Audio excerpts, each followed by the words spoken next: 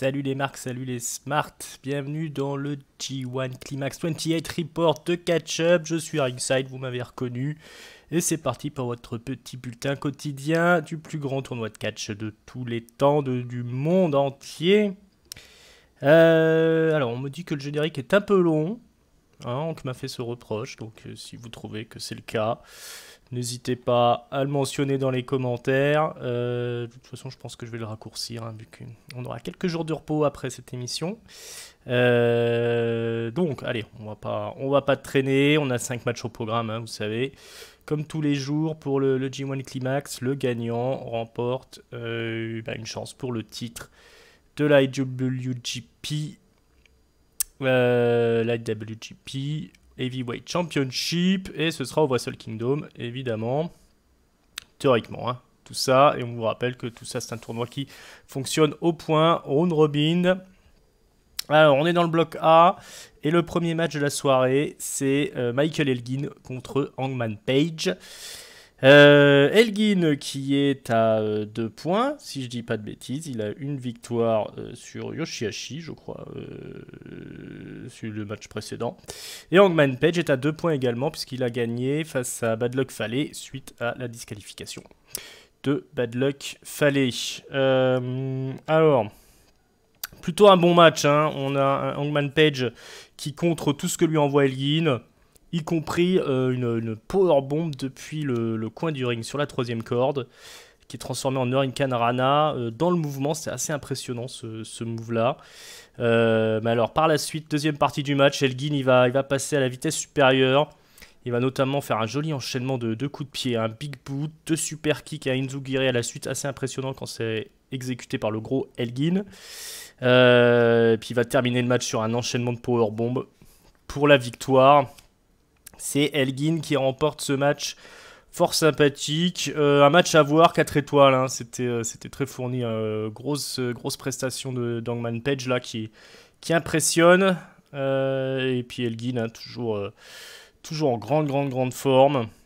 Et toujours à l'aise devant le public japonais. Je vous ai dit des bêtises. Pardon, Elgin a gagné contre Evil sur la première journée.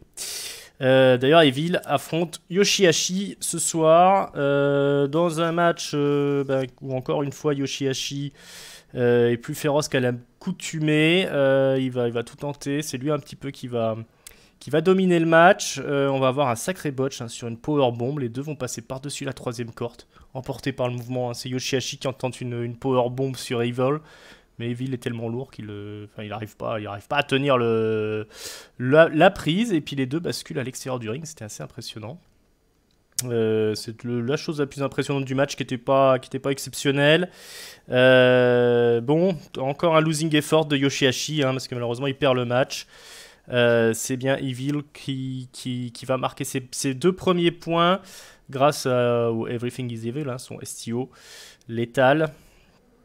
Voilà, pas un match faramineux, du botch. Et puis en début de match, on a aussi l'utilisation de chaises là par Evil qui normalement devrait mener à une disqualification. Mais bon, comme on est à la New Japan, c'est pas vraiment le cas.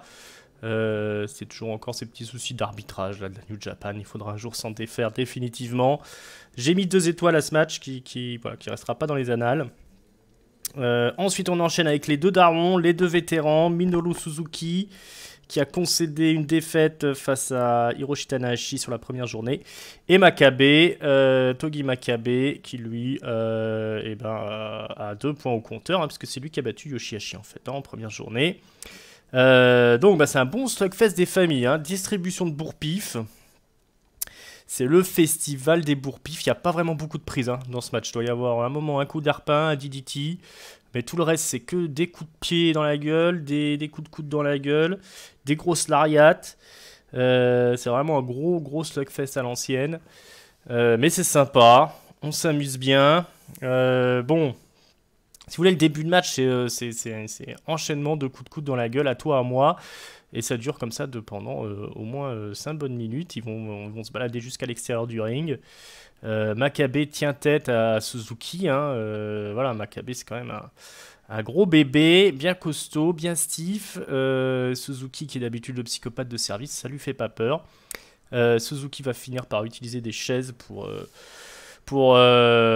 défoncer un petit peu Makabe, hein, et prendre l'avantage. Puis ça continue comme ça, mais alors vraiment très stiff, très brawl, jusqu'à ce que Makabe reprenne son second souffle et réussisse à sécher Suzuki grâce à un premier King Kong knee drop à la volée, hein. Suzuki essaye de l'esquiver, il se relève, mais il se mange le coup de genou dans la face. Et une fois qu'il est allé par terre, Makabe en remet une couche, il remet un deuxième knee drop. Et là-dessus, il gagne le match. Voilà, donc grosse victoire de Makabe. Encore une défaite pour Suzuki qui enchaîne 2 défaites quand même pour le vétéran. Joli match, 2 étoiles et demie, hein, j'ai mis là-dessus. On est sur un bon match, hein. Si vous ne connaissez pas trop le système de notation sous forme d'étoiles, il faut savoir qu'à partir de 2,5, c'est un bon match, hein. Quand vous êtes à 4 étoiles, c'est un match qu'il faut voir absolument, hein, pour être simple. 5 étoiles, on est sur le chef-d'œuvre, hein, déjà. Voilà à peu près comment que ça fonctionne, le système de notation. Si vous avez d'autres questions, n'hésitez pas à les poser dans les commentaires, hein. Je répondrai au mieux. On enchaîne sur le 3e match. Bad Luck Fale affronte Okada, Kazuchika Okada, l'ancien champion, hein, souvenez-vous, qui est tombé, qui a perdu son premier match contre Switchblade après une sale tricherie de Switchblade. Et bien ce soir, l'histoire va se répéter, puisqu'après un match très compétitif, hein, avec un Bad Luck Fale qui est plutôt en grande forme, qui est plutôt bien en jambes, toujours bien booké, hein, Bad Luck Fale, quand c'est lors du G1 Climax, c'est le géant de service. Il a souvent des grosses victoires, notamment sur Okada, hein, il l'a battu il y a 2 ans.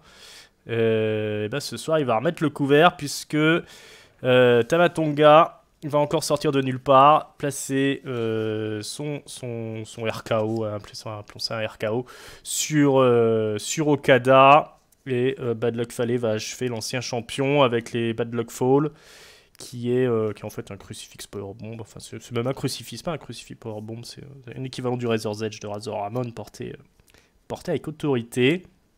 Voilà, plutôt un bon match, 3 étoiles, mais surtout encore une défaite pour Okada, qui était mon favori dans le tournoi, qui reste mon favori dans le tournoi, mais en tout cas qui fait un mauvais départ, puisqu'il enchaîne malheureusement 2 défaites. Il sera pourtant bien battu, hein, c'est un sacré bon match. Il y avait notamment, pour la petite histoire, Tangaloa qui accompagnait Bad Luck Fale, qui a essayé d'intervenir, mais il s'est fait laminer par Okada. Okada a utilisé Tangaloa pour frapper Bad Luck Fale, c'est assez rigolo.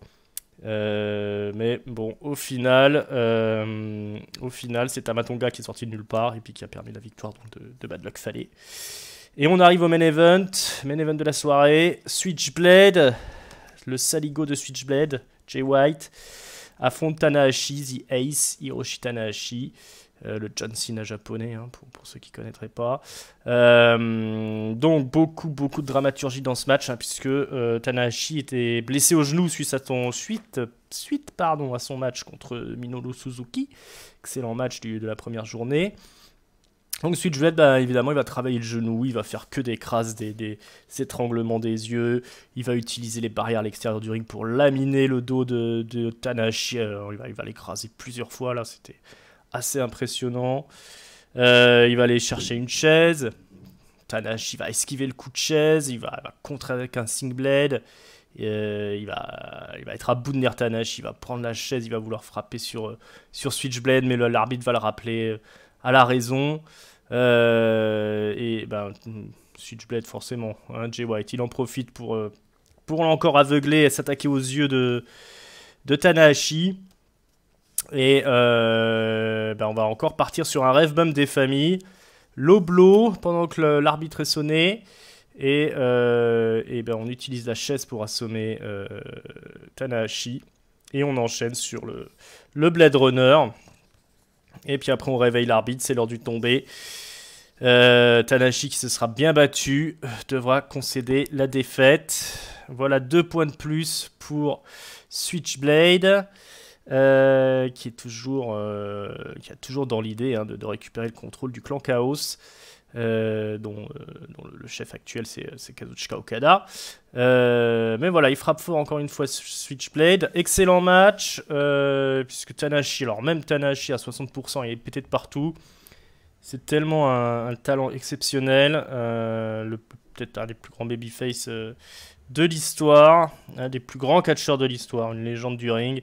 Et ben même très très diminué, il nous sort un excellent match avec un storytelling incroyable. J'ai mis 4 étoiles à ce match-là, il faut le voir. C'est du très bon. Et Switchblade qui s'impose. Alors c'est bien, au début du match, on les voit les deux arriver dans leurs costumes, leurs espèces de grands impairs colorés. Et on voit un petit peu les deux en même temps. Switchblade n'enlève pas son impair tout de suite. Et Switchblade ressemblait un peu à une version démoniaque de Tanahashi. C'est assez visuel. Voilà, passons au rappel des scores, parce que maintenant ça a évolué. Se détache en tête Michael Elgin avec 4 points. Togi Makabe, le vétéran, 4 points aussi. Il a l'habitude de bien démarrer les tournois, Makabe. Ça ne manque pas cette année. Et du coup, Switchblade est à 4 points aussi. Jay White.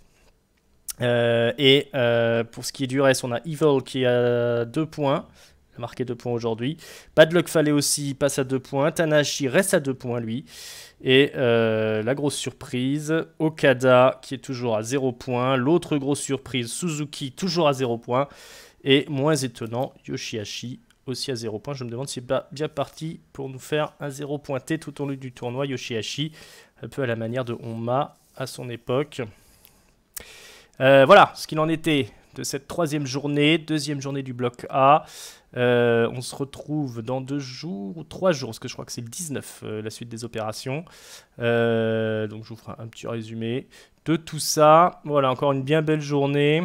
Je vous rappelle que vous nous retrouvez partout, YouTube, PodCloud, iTunes, Twitter, Facebook, tout ça c'est dans la description en dessous. On va vous faire le débrief normalement demain de cet extrême pay-per-view Extreme Rules. Beaucoup de choses à dire.